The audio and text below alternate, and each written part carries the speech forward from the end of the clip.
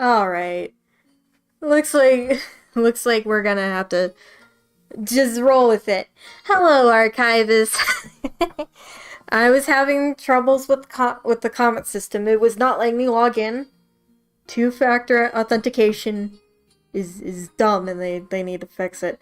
But otherwise, hello! Welcome to the new year, everybody! Hi, Guns! Also, thank you to Jaime Plasticina for subscribing. That's super wonderful. Thank you! We're reading The Hobbit. I'm excited. I'm really excited for this.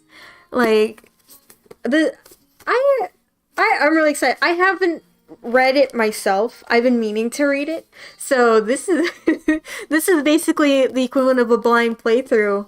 It's a blind read. I'm excited. I'm super excited. I thought this would be a lot easier than, like, say, reading the whole Lord of the Rings trilogy. It's relatively short, and it's fun and comical and whimsical. So, so what? Let's just go into it, right? I don't know if it matters what version I'm reading. This is a relatively newer publication, but I don't think that matters. Hopefully it doesn't matter. So here we go. Chapter 1, An Unexpected Party. In a hole in the ground there lived a hobbit. Not a nasty, dirty, wet hole filled with the ends of worms and an oozy smell, nor yet a dry, bare, sandy hole with nothing in it to sit down on or to eat. It was a hobbit hole, and that means comfort. It had a perfectly round door, like a porthole, painted green, with shiny yellow brass knob in the exact middle. The door opened to a tube shaped like hall in the tunnel, a very comfortable tunnel without smoke, with paneled walls and floors tiled and carpeted, provided with polished chairs and lots of pegs for hats and coats. The hobbit was fond of visitors. The tunnel wound on, going fairly but not quite straight into the side of the hill, as all the people for many miles around called it, and the many little round doors opened out of it, first on one side and then on the other. No going upstairs for the hobbit. Bedrooms, bathrooms, cellars, pantries, lots of these, wardrobes, he had whole rooms devoted to clothes, kitchens, dining rooms, all were on the same floor, and indeed on the same passage. The best rooms were all on the left-hand side, going in, for these were the only ones to have windows, and deep-set round windows looking over his garden, and meadows beyond, sloping down the river. The hobbit was a very well-to-do hobbit, and his name was Baggins. The Bagginses had lived in the neighborhood of the hill for a time out of mind, and people considered them very respectable, not only because most of them were rich, but also because they had never had any adventures nor did anything unexpected. You could tell what a Baggins would say on any question without the bother of asking him. This was the story of how a Baggins had an adventure, and found himself doing and saying things altogether unexpected. He may have lost the neighbor's respect, but he gained, well, you will see whether he gained anything in the end. The mother of a particular hobbit. What is a hobbit? I suppose hobbits need a description nowadays, since they have become rare and shy of the big people, as they call us. They are, or were, a little people, about half our height and smaller than the bearded dwarves. Hobbits have no beards. There is little or no magic about them, except the ordinary everyday sort which helps them to disappear quietly and quickly when large stupid folk like you and me come blundering along, making noise like elephants which they can hear a mile off. They are inclined to be fat in the stomach. They dress in bright colors, chiefly green and yellow, wear no shoes because their feet grow unnaturally leathery soles, and thick warm brown hair like the stuff on their heads, which is curly. They have long, clever brown fingers, good-natured faces, and laugh deep, fruity laughs, especially after dinner, which they have twice a day when they can get it. Now you know enough to go on with. As I was saying, the mother of this hobbit, a Bilbo Baggins that is, was the famous Belladonna Took, one of the 3 remarkable daughters of the Old Took, head of the hobbits who lived across the water, the small river that ran at the foot of the hill. It was often said, in other families, that long ago one of the Took ancestors must have taken a fairy wife. That was, of course, absurd. But certainly there was still something not entirely Hobbit-like about them, and once in a while members of the Took clan would go and have adventures. They discreetly disappeared, and the family hushed it up. But the fact remained that the Tooks were not as respectable as the Bagginses, though they were undoubtedly richer. Not that Belladonna Took ever had any ventures after she became Miss Bungo Baggins. Bungo, that was Bilbo's father, built the most luxurious hobbit hole for her, and partly with her money, that was to be found either under the hill or over the hill or across the water, and there they remained to the end of their days. Still, it is probable that Bilbo, her only son, although he looked and behaved exactly like a second edition of his solid and comfortable father, got something of a bit queer in his makeup from the Took side.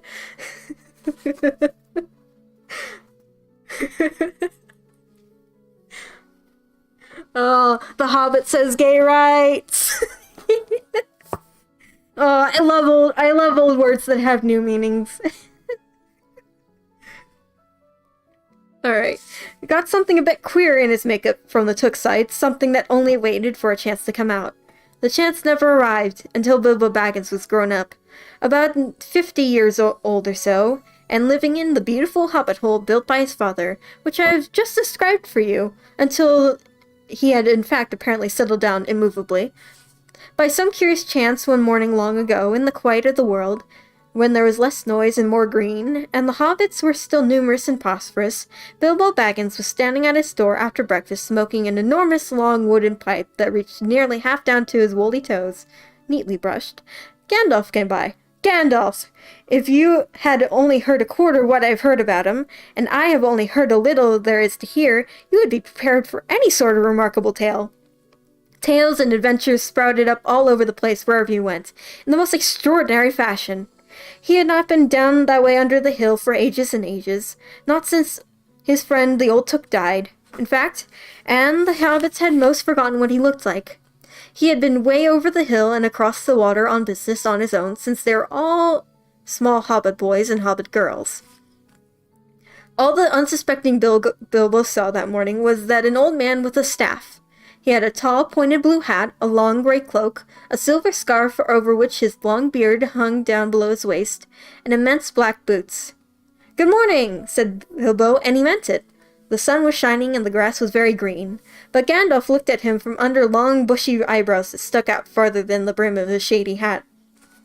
"What do you mean?" he said. "Do you wish me a good morning, or mean that it is a good morning, whether I want it or not? Or do you feel good this morning? Or is it that a morning to be good on?" "All of them all at once," said Bilbo, "and a very fine morning for a pipe of tobacco outdoors, into the bargain. If you have a pipe about you, sit down and have a fill of mine. There's no hurry, we have all day before us." Then Bilbo sat down on a seat by his door, crossed his leg, and blew out a beautiful grey ring of smoke that sailed up into the air without breaking and floated away over the hill. "Very pretty," said Gandalf. "But I have no time to blow smoke rings this morning. I am looking for someone to share in an adventure that I am arranging, and it is very difficult to find anyone." "I should think so, in these parts. We are plain quiet folk and have no use for adventures. Nasty, disturbing, uncomfortable things. Make you late for dinner. I can't think what anybody sees in them." And said our Mr. Baggins, and stuck one thumb beneath his braces, and blew out another, even bigger smoke ring. Then he took out his morning letters and began to read, pretending to take no more notice of the old man. He had decided that he was not quite his sort, and wanted him to go away. But the old man did not move. He stood leaning on his stick and gazing at the hobbit without saying anything, till Bilbo got quite uncomfortable and even a little cross. "Good morning," he said at last. "I don't want any adventures, thank you. You might try over the hill or across the water." By this he meant the conversation was at its end. "What a lot of things you do to use good morning for," said Gandalf. "Now, do you mean that you want to get rid of me, and that it won't be good till I move off?" Not at all, dear sir. Let me see, I don't think I know your name?" Yes, my dear sir, and I do know your name, Mr. Bilbo Baggins. And you do know my name, though you don't remember that I belong to it. I am Gandalf, and Gandalf means me. To think I should have lived to be good morninged by Belladonna Took's son, as if I was selling buttons at the door." Gandalf, Gandalf, good gracious me. Not the wandering wizard that gave old Took a pair of magic diamond studs that fastened themselves and never came undone till ordered. Not the fellow who used to tell such wonderful tales at parties, about dragons and goblins and giants and the rescue of princesses and the unexpected luck of widows' sons. Not the man who used to make such particularly excellent fireworks. I remember those. Old Took used to have them on Midsummer's Eve. Splendid. They used to go up like great lilies and snapdragons and labyrinths of fire and hang in the twilight of all evening. You will notice that already Mr. Bilbo was not quite so prosy as he liked to believe, and also that he was very fond of flowers. Dear me, he went on. Not the Gandalf who was responsible for so many quiet lads and lasses going off into the blue for mad adventures. Anything from climbing trees to visiting elves, or sailing in ships, sailing to other shores. Bless me, my life used to be quite you used to upset things badly in these parts once upon a time. I beg your pardon, but I have no idea who you were still in business. Where else should I be? Said the wizard. At the same time, I am pleased to find you remember something about me. You seem to remember my fireworks kindly, at any rate, and that is not without hope. Indeed, for your old grandfather Took's sake, and for the sake of poor Belladonna, I will give you what you asked for. I beg your pardon, I hadn't asked for anything. Yes, you have. Twice now. My pardon. I will give it to you. In fact, I will go so far to send you on this adventure. Very amusing for me, very good for you. And profitable, too, very likely, if you don't ever get over it. Sorry, I don't want any adventures, thank you. Not today, good morning, but please come to tea any time you like. Why not tomorrow? Come tomorrow. Goodbye. And with that, the hobbit turned and scuttled inside his round green door, and shut it as quickly as he dared, not to seem rude. Wizards, after all, were wizards. What on earth did I ask him to tea for? He said to himself as he went to the pantry. He had only just had breakfast, but he had bought a cake or two and a drink of something that would do him good after his fright. Gandalf, in the meantime, was still standing outside the door, laughing long but quietly. After a while, he stepped up and with the spike of his staff scratched a queer sign. God damn it! Am I just gonna start laughing every time the word queer shows up? I just gotta get over it. It's a word. Queer. Oh no. Oh no. Excuse me. I can't help it.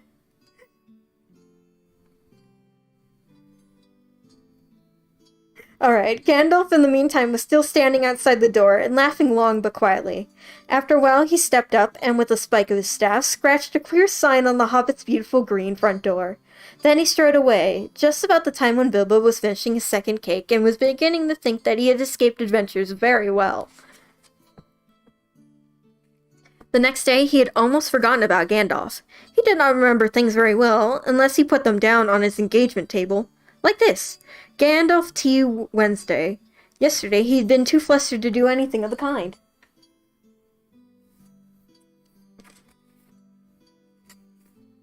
Just before tea time, there came a tremendous ring on the front doorbell, and then he remembered. He rushed and put on the kettle and put out another cup and saucer, and an extra cake or two, and ran to the door. "I'm so sorry to keep you waiting," he was going to say, but when he saw it was not Gandalf at all. It was a dwarf with a bright blue beard tucked into a golden belt, with bright eyes under his dark green hood. As soon as the door opened, he pushed inside, just as if he had been expected. He hung his hooded cloak on the nearest peg, and "Dwalin at your service," he said in a low bow. "Bilbo Baggins at yours," said the hobbit, too surprised to ask any questions of the moment. When the silence that followed had become uncomfortable, he added, "I am just about to take tea. Pray come and have some with me." A little stiff, perhaps, but he meant it kindly. And what would you do if an uninvited dwarf came and hung his things up in your hall without a word of explanation? They had not been at the table long. In fact, they had hardly reached the third cake, when there came another even louder ring at the bell. "Excuse me," said the hobbit, and off he went to the door. So you've got here at last." That was what he was going to say to Gandalf this time, but it was not Gandalf. Instead, there was a very old-looking dwarf in a white beard and a scarlet hood, and he too hopped inside as soon as the door opened, just as he had been invited. "I see they've begun to arrive already," he said when he caught sight of Dwalin's green hood hanging up. He hung his red one next to it. "Balin at your service," he said, with his hand at his breast. "Thank you," said Bibble with a gasp. It was not the correct thing to say, but they had begun to arrive had flustered him badly. He liked visitors, but he liked to know them before they arrived, and he preferred to ask them himself. He had a horrible thought that the cakes might run short, and though he, as the host, he knew his duty and stuck to it however painful, he might have to go without. "Come along in and have some tea," he managed to say after taking a deep breath. "A little beer would suit me better, but if it's all the same to you, my good sir," said Balin with the white beard. "But I don't mind cake. Seed cake, if you have any. Lots!" Bilbo had found himself answering, to his own surprise. He had hung himself scuttling off to the cellar to find a print beer mug, and then a pantry to fetch 2 beautiful round seed cakes, for which he had baked the afternoon after-supper morsel. When he got back, Balin and Dwalin were talking at the table like old friends. As a matter of fact, they were brothers. Bilbo plumped down the beer and the cake in front of them, when a loud ring came at the bell again, and then another ring. And just now, the verification code for my 2-factor authentication came in. Oh my god, are you kidding me? Also, hello, Jaime! Welcome! I'm taking a quick break so I can get the 2-factor authentication to work here. Alright, so it's...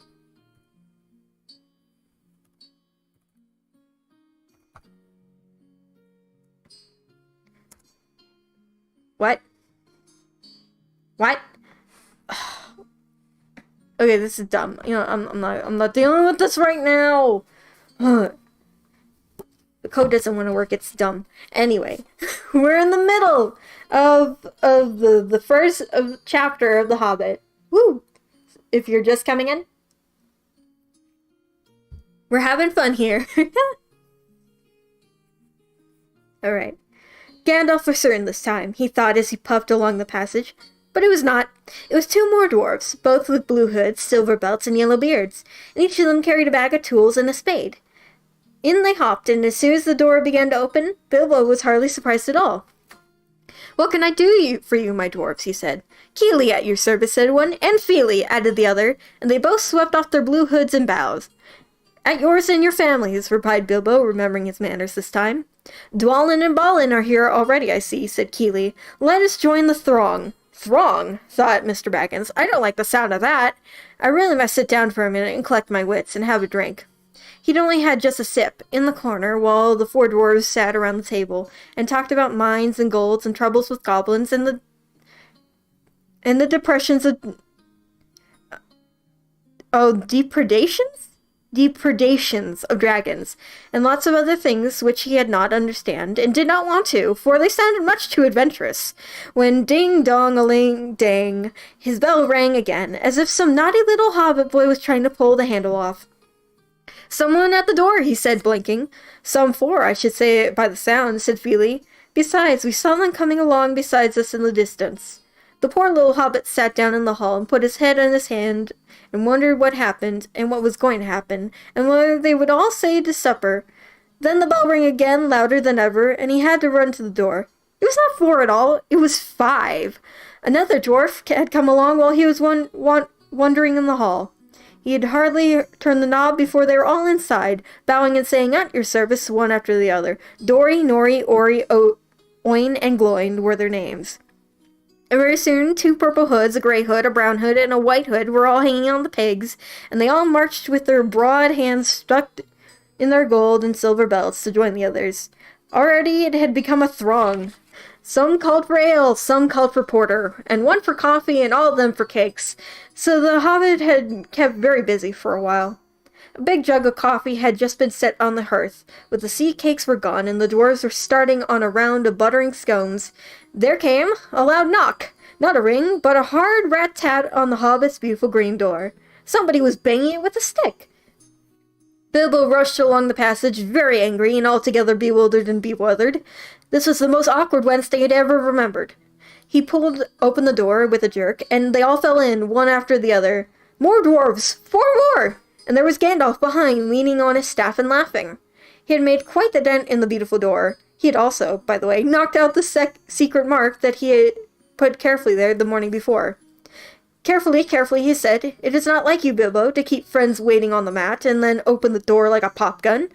Let me introduce Bifur, Bofur, Bomber, and especially Thorin." These names. "At your service," said Bifur, Bofur, Bomber, standing in a row. They then hung up 2 yellow hoods and a pale green one, and also a sky blue one with a long silver tassel. This belonged to Thorin, an enormously important dwarf, in fact no other than the great Thorkin Oakenshield himself, who was not at all pleased at falling flat on Bilbo's mat with Bifur, Bofur, and Bomber on top of him. For one thing, Bomber was immensely fat and heavy. Thorin, indeed, was very haughty, and said nothing about service, but poor Mr. Baggins said he was so sorry so many times that at last he grunted, "Pray no mind to it," and stopped frowning. "Now we are all here," said Gandalf, looking at the row of 13 hoods, the best detachable party hoods, and his own hat hangs on the pegs. "Quite a merry gathering. I hope there is something left for the latecomers to eat and drink. What's that, tea? No, thank you. A little red wine, I think, for me." "And for me," said Thorin. "And raspberry jam and apple tart," said Bifur. "And mince pies and cheese," said Bofur. "And pork pie and salad," said Bomber. "And more cakes and ale and coffee, if you don't mind," called the other dwarves through the door. "Put on a few eggs, there's a good fellow," Gandalf called after him, as the hobbits stumped up to the pantries. "And just bring out the cold chicken and pickles." "I seem to know as much about the inside of my larders as I do myself," thought Mr. Baggins, who was feeling positively fluxumed, and was beginning to wonder whether a most wretched adventure had not come right into his house. By the time he had got all the bottles and dishes and knives and forks and glasses and plates and spoons and things piled up on trays, he was getting very hot and red in the face and annoyed. "Confiscate and befother these dwarves," he said aloud. "Why don't they come and lend a hand?" Lo and behold, there stood Balin and Dwalin at the door of the kitchen, and Feely and Keely behind them, and before he could say knife, they had whisked the trays and a couple of tables into the parlor, and set everything afresh. Gandalf sat at the head of the party, with 13 dwarves all around. Bilbo sat on a stool at the fireside, nibbling at a biscuit. His appetite was quite taken away, and trying to look as this was all perfectly ordinary and not in the least an adventure. The dwarves ate, and talked, and time got on. But as they pushed their chairs back, and Bilbo made a move to collect the plates and glasses, "I suppose you all will stay for supper," he said, his politest, unpressing tones.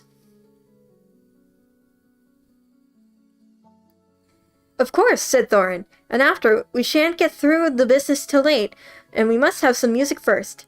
Now clear up." Thereupon the 12 dwarves, and not Thorin, he was too important and just stayed talking to Gandalf, jumped to their feet and made tall piles of all things. Off they went, not waiting for trays, bouncing columns and plates, each with the bottle on top and on one hand, while the hobbit ran after them, almost squeaking with fright. "Please be careful, and please don't trouble, I can manage." But the dwarves only started to sing. Oh no, it's a song. No, no. Okay, here we go.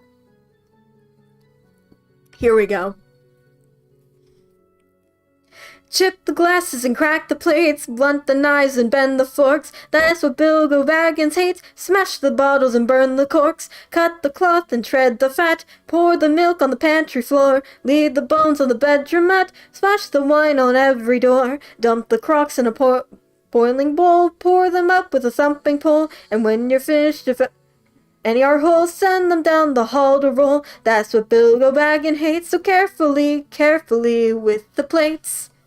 Oh boy. Okay, that wasn't so bad.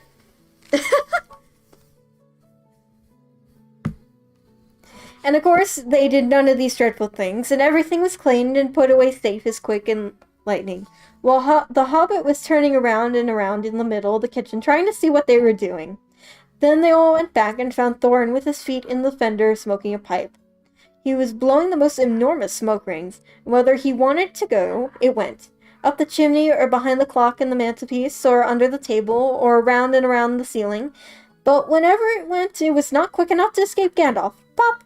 He sent another smaller smoke ring through his short clay pipe straight through each one of Thorin's. Then Gandalf's smoke ring would go green and come back to hover over the wizard's head.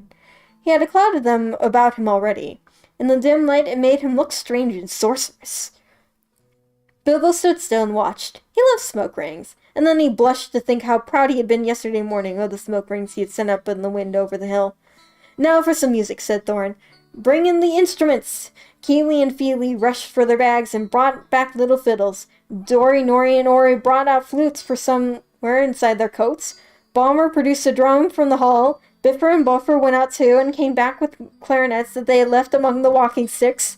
Dwalin and Balin said, "Excuse me, I left mine in the porch." "Just bring mine in with you," said Thorin. They came back with viols as big as themselves, and with Thorin's harp wrapped in a green cloth. It was a beautiful golden harp. When Thorin struck it, the music began all at once, so sudden and sweet that Bilbo forgot everything else, and was swept away into the dark lands under strange moons, far over the water and very far from his hobbit hole under the hill. The dark came into the room from the little window that opened inside the hill. The firelight flickered. It was April, and still they played on, while the shadow of Gandalf's beard wagged against the wall. The dark filled all the room, and the fire died down. The shadows were lost, and still they played on. And suddenly, first one and then another began to sing as they played. Deep-throated singing of the dwarves in the deep places of their ancient homes. This is like a fragment of their song, if it can be like their song without their music. Okay, here we go. Another song! Far over the misty mountains cold, to dungeons deep and caverns old, we must away ere break of day to seek the pale enchanted gold. The dwarves of yore made mighty spells, while hammers fell like ringing bells, in places deep where dark things sleep, in hollow halls beneath the fells. For ancient king and elvish lord, their many a gleaming gold hoard, they shaped and wrought, and light they caught, to hide in gems of hilt of sword. On silver necklaces they strung the flowers of stars, and crowns they hung the dragon fire, and twisted wire they meshed the light of moon and sun. For over misty mountains cold, to dungeons deep and caverns old, you must away ere break the day to claim the long forgotten gold. Goblets they carved there for themselves, and harps of gold there where no man dwells. There lay long, and many a song was sung unheard by man or elves. The pines were roaring on the height, the winds were moaning in the night. The fire was red, flaming spread, the trees like torches blazed with light. The bells were ringing in the dale, and men looked up with faces pale. Then dragons eyed, more fierce than fire, laid low their towers and houses frail. Mountains smoke beneath the moon, the dwarves they heard a tramp of doom. They fled their hall to dying fall beneath the moon. Far over the misty mountains grim, to dungeons deep and caverns dim, we must away ere break the day, to win our harps and gold for him. As they sang, the hobbit fell in love with the beautiful things made by hands, and by cunning and by magic moving through him, a fierce and jealous love, the desire of the hearts of dwarves.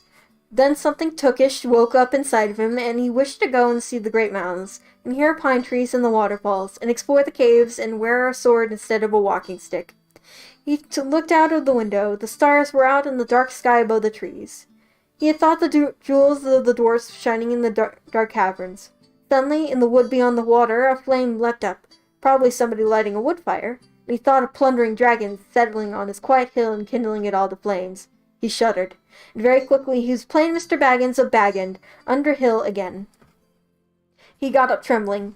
He had less than half a mind to fetch the lamp, and more than half a mind to pretend to, and go and hide behind the beer barrels in the cellar, and not come out again until all the dwarves had gone away.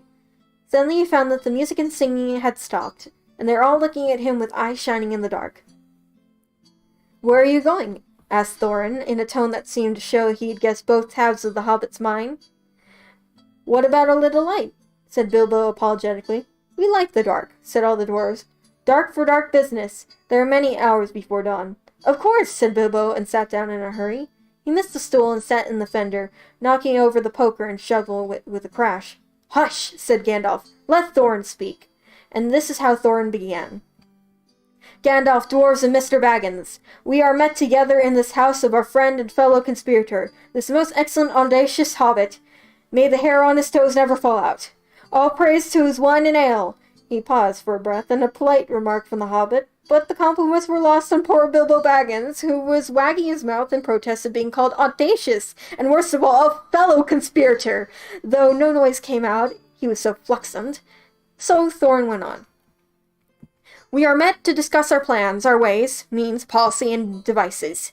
We shall soon, before the break of day, start on our long journey, a journey from which some of us, or perhaps all of us, except for our friend and counselor, the ingenious wizard Gandalf, may never return. It is all a solemn moment. Our object is, I take it, well known to us all. To the estimable Mr. Baggins, and perhaps one or two of the younger dwarfs, I think I should be right in naming Keely and Feely, for instance. The exact situation at the moment may require a little brief explanation. This was Thorin's style. He was an important dwarf. If he had been allowed, he probably would have gone on like this until he was out of breath, without telling anyone there anything that was not known already. But he was rudely interrupted. Poor Bilbo couldn't bear it any longer. At "may never return," he began to feel a shriek coming up inside, and then very soon it burst out like a whistle of an engine coming out of a tunnel. All the dwarves sprang up, knocking over the table. Gandalf struck a blue light at the end of his magic staff, and in its firework glare hung the poor little hobbit and could be seen kneeling on the hearthrug, shaking like a jelly that was melting. Then he fell flat on the floor and kept calling out, struck by lightning, over and over again. And that was all they could get out of him for a long time. And so they took him and laid him out of the way of the drawing-room sofa with a drink at his elbow, and they went back to their dark business. Excitable little fellow, said Gandalf, as they sat down again. Gets funny, God damn it. God damn it. Maybe I should just say weird, because every time. God damn it. I promise I'm going to be more mature about this. Gets funny queer fits, but he's one of the best. As fierce as a dragon in a pinch.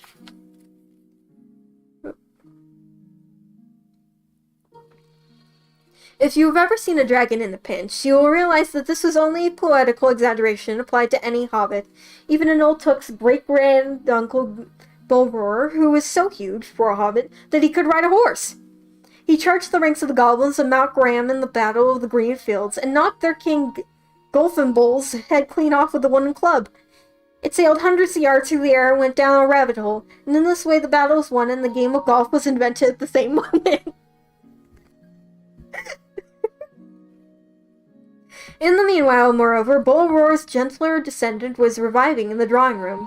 After a while and a drink, he crept nervously to the door of the parlor. This is what he heard, Gloin speaking. Humph! Or some sort of snort or less like that.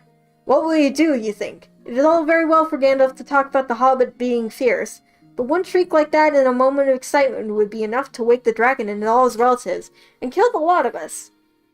I think it sounded more like a fright than excitement. In fact, if it had not been for the sign of the door, I should be sure that we had come to the wrong house. As soon as I clapped my eyes on the little fellow bobbing and puffing on the mat, I had my doubts. Looks more like a grocer than a burglar. Then Mr. Baggins turned the handle and went in. The Took side had won. He suddenly felt he would go without bed and breakfast to be thought fierce. As for a little fellow bobbing on the mat, it was almost made him really fierce. Many a time afterwards the Baggin part regretted what he did now, and he said to himself, Bilbo, you were a fool. You walked right in and put your foot in it. Pardon me, he said. If I had overheard words that you were saying, I don't pretend to understand what you were talking about, or your reference to burglars, but I think I'm right in believing, this is what he called being on his dignity, that you think that I am no good. I will show you. I have no signs on my door. It was painted a week ago, and I'm quite sure you have come to the wrong house. As soon as I saw your funny faces on the doorstep, I had my doubts. But treat it as the right one. Tell me what you want done, and I will try it. If I have to walk from here to the east of East and fight the great werewolves of the last desert, I had a great-great-granduncle once, Bullroar Took, and... Yes, but that was a long time ago, said Gloin. I was talking about you, and I assure you there is a mark on this door, the unusual one in trade, or used to be. burglar wants a good job, plenty of excitement, and reasonable reward. That's how it's usually read. You could say expert treasure hunter instead of burglar if you like. Some of them do. It's all the same to us. Gandalf told us there was a man of these sorts in this part looking for a job at once, and that he had arranged for meeting here this Wednesday tea time. Of course there is a mark, said Gandalf. I put it there myself, for very good reasons. You asked me to find the 14th man of your expedition, and I chose Mr. Baggins. Let anyone say I chose the wrong man or the wrong house, and you can stop at 13 and we can all have all the bad luck you like, or go back to digging coal. He scowled so angrily that the dwarf huddled in the back of his chair, and when Bilbo tried to open his mouth to ask a question, he turned and frowned at him and stuck out his bushy eyebrows, till Bilbo shut his mouth tight with a snap. That's right, said Gandalf. Let's have no more argument. I have chosen Mr. Baggins, and that ought to be enough for all you. If I say he's a burglar he is, or he'll be when the time comes. There's a lot more in him than you guess, and a deal more than he has any idea of himself. You may possibly all live to thank me yet. Now, Bilbo, my boy, fetch the lamp, and let's all have a little light on this. On the table in the light of the big lamp with a red shade, he spread a piece of parchment paper rather like a map. This was made by Thor, your grandfather, Thorin, he said to answer the dwarves' excited questions. It is a plan of the mountain. I don't see that this will help us much, said Thorin, disappointingly after a glance. I remember the mountain well enough and the lands about it, and I know where Mirkwood is and the withered heath, where the great dragon's bred. But there is a dragon marked in red on the mountain, said Balin. But it will be easy enough to find him without that, if we ever arrive there. There is one point that you haven't noticed, said the wizard, and that is the secret entrance. You can see the rune on the west side, the hand pointing to it, and the other runes. That marks a hidden passage in the lower halls. Look at the map at the beginning of this book, and you will see that the runes are in red. And there is indeed a map. There is indeed a map here. But there's no red. But it's neat. I wish I could show you guys this map. It's very, very neat. I'll see if I can't find one, and I'll put it up in the background of the next stream.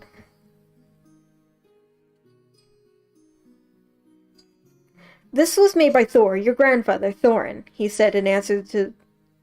Oh, sheep. I lost my place. It may have been secret once, said Thorin. But how do we know it is secret any longer? Well, Smaug has lived there long enough to now know anything there is to know about these caves. He may, but he can't have used it for years and years. Why? Because it is too small. 5 feet high, the door, and 3 may walk abreast, said the runes. But Smaug could not creep into a hole that size, not even when he was a young dragon, certainly not after devouring so many dwarves and men of Dale. It seems like a great big hole to me, squeaked Bilbo, who had no experience with dragons and only of hobbit holes. He was getting excited and interested again, so that he forgot to keep his little mouth shut. He loved maps, and in his hall there hung a large one of the county round with all his favorite walks marked in red ink. How could such a large door be kept secret from everybody outside, apart from the dragon? He asked. He was only a little hobbit, you must remember.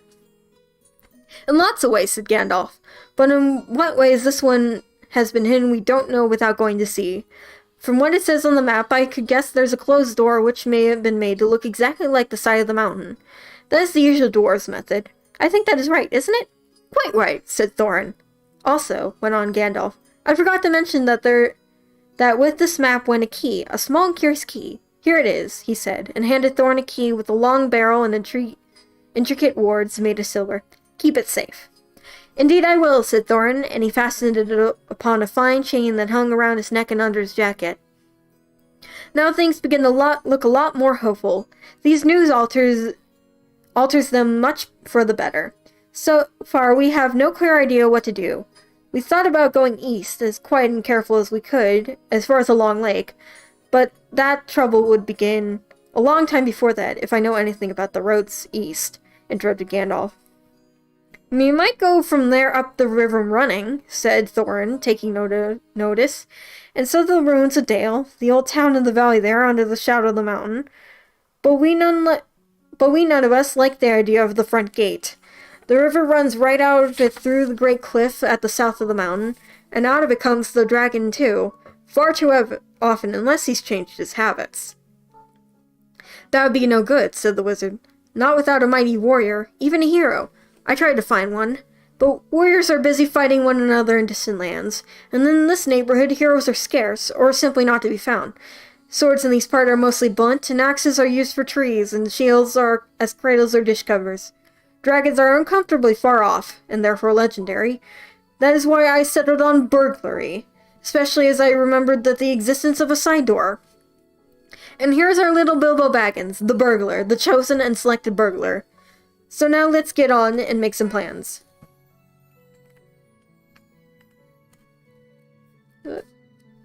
Lost my place again, I'm so sorry! Oh no! Oh no! There we go! Found it! Very well then, said Thorin. Supposing the burglar expert gives us some ideas or suggestions. He turned with mock politeness to Bilbo. First, I would like to know a bit more about things, said he, feeling all confused and a bit shaky inside, but so far still tookishly determined to go on with things. I mean, about the gold and the dragon and all that, and how it got there, and who it belongs to, and so on and further. Bless me, said Thorin. Haven't you got a map? And didn't you hear our song? And haven't we been talking about this for hours? All the same, I would like it all plain and clear, he said obstinately, trying to put on his business manner, usually reserved for people who try to borrow money off of him, and in doing his best to appear wise and prudent and professional and live up to Gandalf's recommendation. Also, I should like to know about risks, out-of-pocket expenses, time required, and remuneration. There we go, and so forth.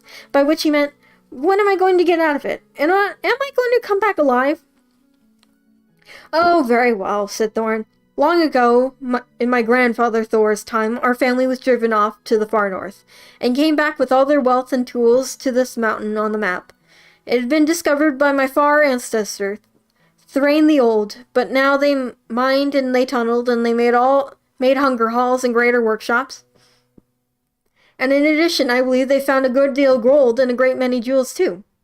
Anyway, they grew immensely rich and famous, and my grandfather was king under the mountain again, and treated with great reverence by all mortal men who lived to the south and were gradually spreading up to the running river as far as the valley overshadowed by the mountain. They built a merry town of Dale there in those days. Kings used to send for our smiths and reward even the least skillful most richly. Fathers would beg us to take their sons as apprentices and pay us handsomely, especially in food supplies, which we never bothered to grow or find ourselves. Altogether, these were good days for us, and the poorest of us had money to spend and lend, and leisure to make beautiful things just for the fun of it, not to speak of the most marvelous and magical toys, the like of which is not to be found in the world nowadays. So my grandfather's halls became full of armor and jewels and carvings and cups, and the toy market of Dale was the wonder of the north. Undoubtedly, that was all what brought the dragon. Dragons steal gold and jewels, from men and elves and dwarves, whether they can find them, and they guard their plunder as long as they live, which is practically forever, unless they're killed, and never enjoy a brass ring of it. Indeed, they hardly know a good bit of work from bad, though they usually have a good notion of current market value, and they can't make a thing for themselves, not even mend a little loose scale of their armor. There were lots of dragons in the north in those days, and gold was properly getting scarce up there, with the dwarves flying south and getting killed, and all the general waste and destruction the dragons was going from bad to worse. There was a most especially greedy, strong, and wicked worm called Smaug. One day he flew up into the air and came south. The first we heard of it was a noise like a hurricane coming from the north, and the pine trees of the mountain creaking and cracking in the wind. Some of the dwarves who had happened to be outside, I was one, luckily, a find of interest lad in those days, always wandering about, and it saved my life that day. Well, from a good way off we saw the dragon settle on our mountain in a sprout of flame. Then he came down the slopes, and when he reached the woods they all went up in fire. By that time all the bells were ringing in Dale, and the warriors were arming. The dwarves rushed out in their great gate, but there was the dragon waiting for them. None escaped that way. The river rushed in steam, and a fog fell on Dale, and the fog the dragon came upon them and destroyed the most of the warriors. The usual unhappy story. It was only too common in those days. Then he went back and crept through the front gate and routed all the halls and lanes and tunnels and alleys, cellars, mansions, and passages. After that, there were no dwarves left alive inside, and he took all their wealth from himself.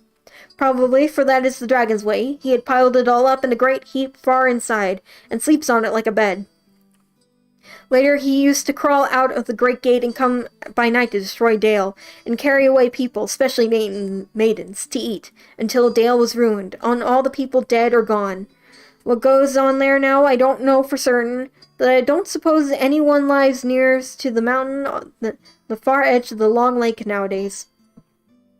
The few of us that were well outside sat and wept in hiding and cursed Smaug, and they were unexpectedly joined by my father and my grandfather with singed beards. They looked very grim, but they said very little. When I asked how they got away, they told me to hold my tongue, and said that one day in proper time I should know. After that we went away, and we had to earn our livings as best as we could up and down the lands, often enough sinking as low as blacksmith work or even coal mining. But we have never forgotten our stolen treasure. And even now, when I will allow that we have a good bit laid by, and are not so badly off. Here Thorin stroked the gold chain around his neck. We still mean to get it back, and to bring our curses home to Smaug, if we can. I have often wondered about my father and grandfather's escape.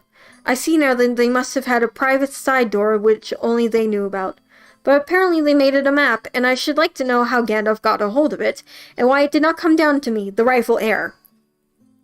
I did not get a hold of it, I was given it, said the wizard. Your grandfather Thor was killed, you remember, in the mines of Moria by Azog the Goblin. Curse his name, yes, said Thorin. And Thrain, your father, went away on the 21st of April, 100 years ago, last Thursday, and has never been seen since. True, said Thorin. Well, your father gave me this to give to you, and if I have chosen my own time and way for handing it over, you can hardly blame me, considering the trouble I had to find you. Your father could not remember his own name when he gave me the paper, and he never told me yours. So on the whole, I think I ought to be praised and thanked. Here it is, he said, handing the map to Thorin.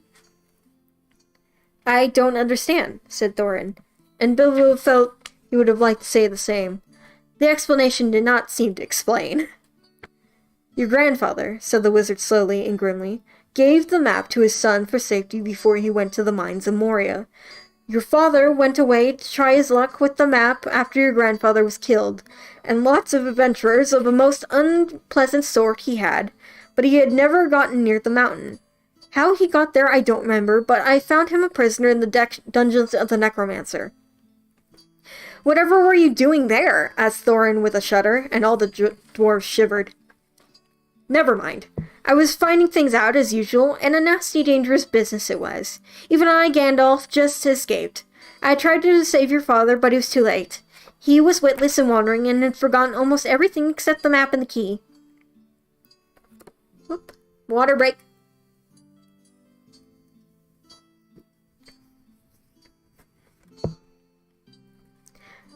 We have long ago paid the goblins of Moria, said Thorin. Must give a thought to the necromancer.